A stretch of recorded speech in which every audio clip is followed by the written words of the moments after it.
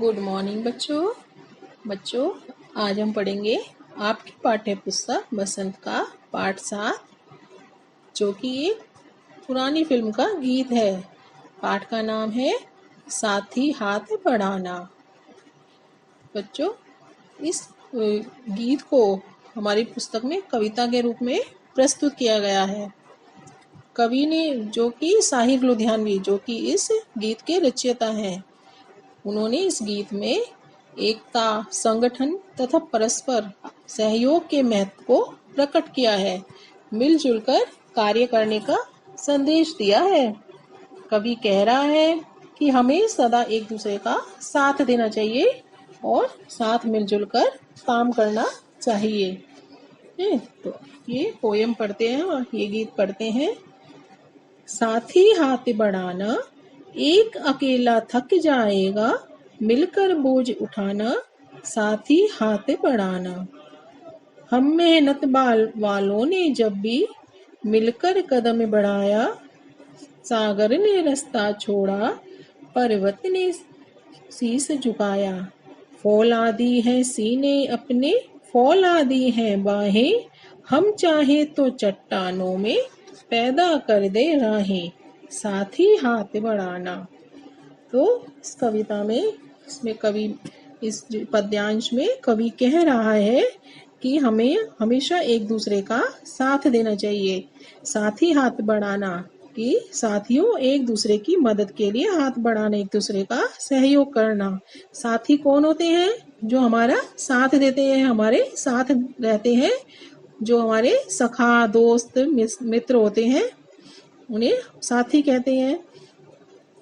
एक अकेला थक जाएगा, मिलकर बोझ उठाना, कि एक अकेला व्यक्ति कार्य करते करते थक जाएगा, थक जाता है, तो इसलिए सबको मिलकर कार्य का बोझ उठाना चाहिए, यानी मिलजुल कर कार्य करना चाहिए। हम मेहनत, साथी हाथ बढ़ाना, साथी एक दूसरे की मदद के लिए हाथ बढ़ाना, मिलजुल कर काम करना। हम मेहनत वालों ने जब भी मिलकर कदम बढ़ाया, सागर ने रास्ता छोड़ा, पर्वत ने शीश झुकाया। कि जब मेहनत करने वाले मिलजुल कर कोई भी काम करने के लिए कदम बढ़ाते हैं, मिलजुल कर कोई भी काम करते हैं, तो सागर भी उनके लिए रास्ता छोड़ देता है और पर्वत भी उनके आगे झुक जाता है, पर्वत भी अपना शीश झुका देता है। तो यहाँ सागर और पर्वत से क्या मतलब है कि यानी बाधाएं, जो उनके रास्ते में जो भी कोई बाधाएं, मुश्किलें, रुकावट आती हैं, वो उनको आसान बना देते हैं, उनको भी वो दूर कर देते हैं और मिलजुल कर वो असंभव कार्य को भी संभव बना देते हैं। बच्चों, कोई भी कार्य, जैसे आपकी बुक में चित्र में दिखाया गया है, इमारत बन रही है, तो क्या एक व्यक्ति अकेला इमारत बना सकता है? नहीं ना। कोई भी बड़ा काम हो, सब मिलकर करते हैं, तो हम असंभव को भी संभव बना देते हैं। तो इमारत में देखो कि कई लोग लगे हुए हैं, तो मिलकर यहाँ लोग काम कर रहे हैं और बड़ी से बड़ी इमारत बना देते हैं। ऐसे ही आपके घर में, मान लो जैसे अब दिवाली का त्योहार आने वाला है ना, तो घर में हम सब मिलजुल कर सफाई करते हैं, तो काम आसान हो जाता है। आप मम्मी की, पापा की हेल्प करते हो, तो काम आसान हो जाता है। और डेली के कार्य में भी मम्मी पापा की हेल्प करते हैं, तो मम्मी पापा को भी हेल्प मिल जाती है। और यदि अकेला एक ही व्यक्ति काम करता रहे, तो क्या सारा काम का बोझ उस पर हो जाएगा। और हम मिलकर सब काम करें, तो हर काम को आसान बना सकते हैं, हर बड़े से बड़े काम को आसानी से कर सकते हैं। कई आपने कहानियां भी सुनी होंगी ना इस तरह की, कि एक व्यक्ति काम करता है जहाँ, तो वो थक जाता है, और जब मिलकर उसी काम को, जब कई लोग मिलकर करते हैं, तो वो काम आसानी से हो जाता है। चलो आगे बढ़ते हैं। कविता। फौला दी है सीने अपने, फौला दी है बाहें, हम चाहे तो चट्टानों में पैदा कर दे राहें।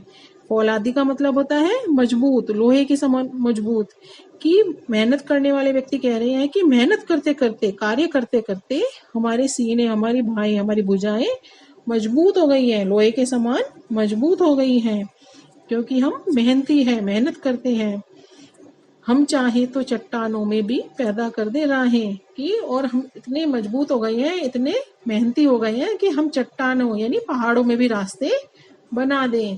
तो ये कैसे हो सकता है संभव ये सब? कि एक तो मेहनत करने से और साथ मिलजुल कर कार्य करने से, क्योंकि जो मेहनत करने वाले व्यक्ति कभी घबराते नहीं हैं और वो कठिन से कठिन कार्य को भी सरल बना देते हैं।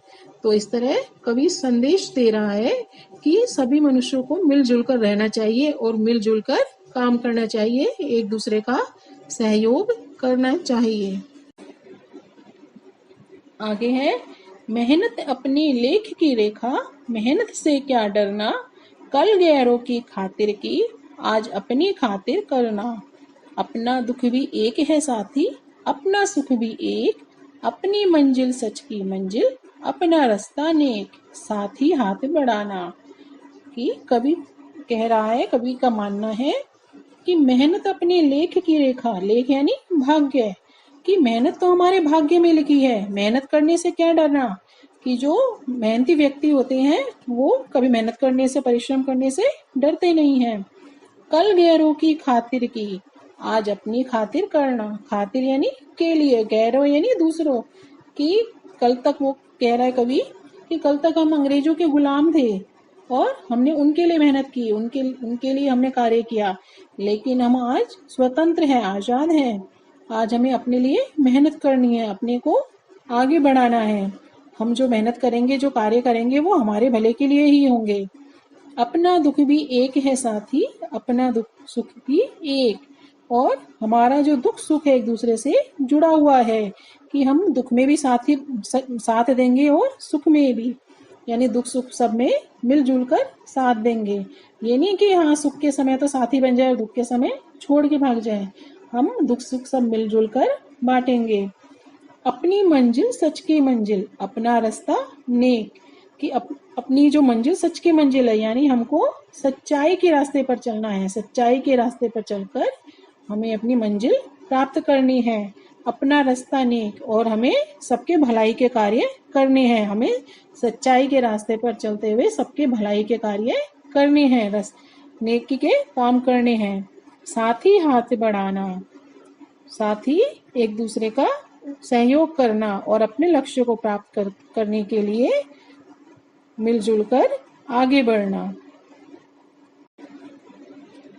आगे कह रहा है कवि, एक से एक मिले तो कतरा बन जाता है दरिया, एक से एक मिले जर्रा तो बन जाता है सेहरा, एक से एक मिले तो राई बन सकती है पर्वत, एक से एक मिले तो इंसान बस में कर ले किस्मत, साथ ही हाथ बढ़ाना। कि कवि का कहना है, कतरा यानी बूंद, जब एक पानी की एक एक बूंद मिलती है, पानी की एक एक बूंद मिलकर दरिया यानी नदी, नदी बना देती है। एक से एक मिले तो जर्रा यानी रेत का, जर्रा यानी रेत का कण, कि एक एक रेत का कण मिलकर सेहरा यानी रेगिस्तान बना देता है।